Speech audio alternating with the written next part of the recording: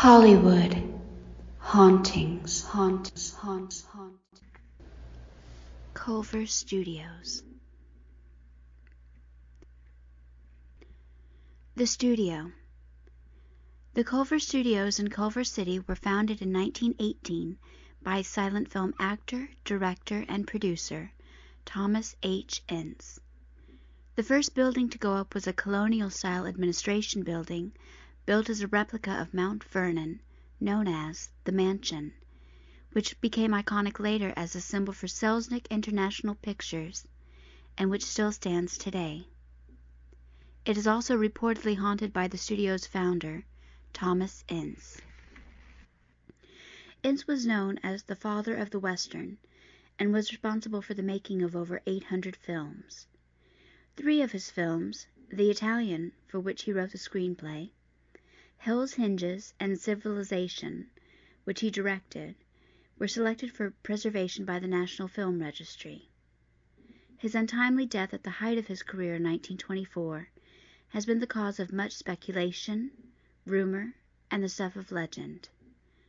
Although his official cause of death was heart failure, many speculate he may have been killed accidentally, or even murdered.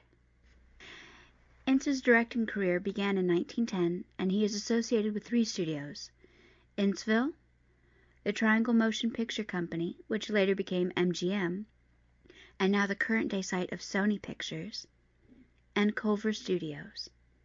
His career ended on his 44th birthday, on Sunday, November 16, 1924. The Last Night. According to his widow Nell, Ince celebrated his birthday with dinner aboard the Oneida, the yacht of William Randolph Hearst, off the coast of San Diego, but later suffered an acute bout of indigestion due to his consumption of salted almonds and champagne, both forbidden as he had peptic ulcers. Accompanied by his wife and a Dr. Goodman, a licensed though non-practicing physician, he was taken by train to Del Mar, where he was taken to a hospital and given treatment by a second doctor and nurse. He then traveled by train to his Los Angeles home with his wife, eldest son, and personal physician, where he died. His widow stated he had been treated for chest pains caused by angina, but years later his son William became a physician and said his father's illness resembled thrombosis. Although Dr. Glasgow signed the death certificate citing heart failure as the cause of death, mysteriously, the front page of the Wednesday morning Los Angeles Times supposedly sensationalized the story, "Movie producer shot on Hearst's yacht," but the headlines vanished in the evening edition. On November 20th, the Los Angeles Times published Ince's obituary, citing heart disease as the cause of death, along with his failing health from an automobile accident 2 years earlier.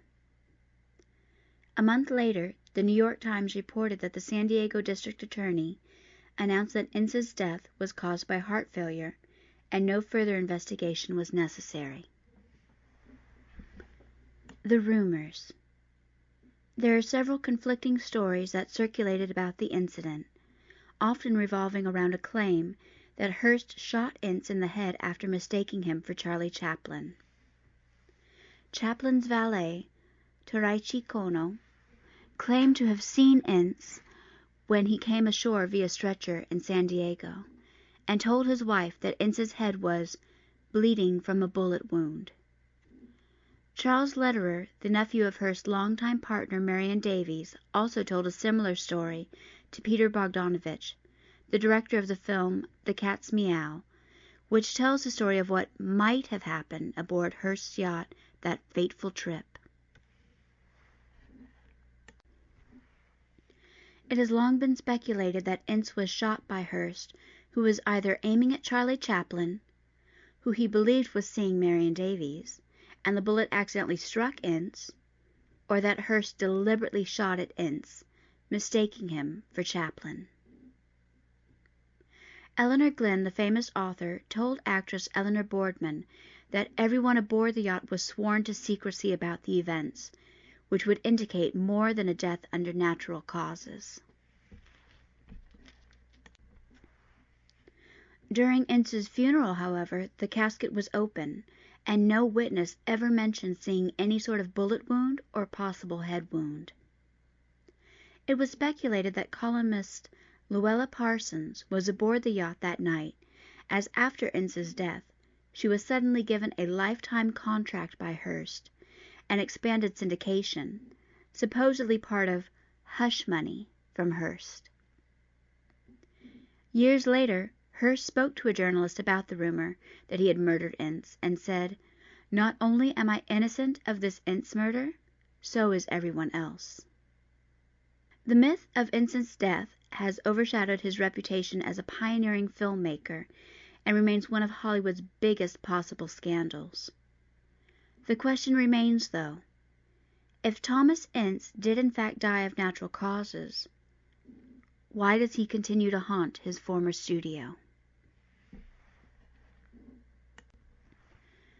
The Ghosts. Thomas Ince's ghost has been seen on the second floor of the mansion at Culver Studios, including his former office and an adjacent conference room known as the Boat Room or Galleon Room. 2 workmen reported an odd encounter with a man in an old-fashioned bowler hat watching them from the catwalk of stage 123, and when they tried to speak to him, he quickly turned on his heel and walked straight through a second-story wall. The bowler hat-wearing apparition was also seen in the conference room adjacent to Ince's old office, in what was once a projection room, as well as stage 1, where he appeared to a workman and told him disapprovingly, "I don't like what you're doing to my studio," before vanishing into a wall. Moments before stage 1 was knocked down by a wrecking ball, phantom footsteps were heard above the catwalk.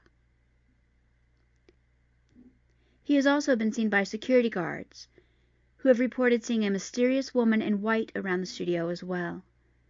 Her identity is not known.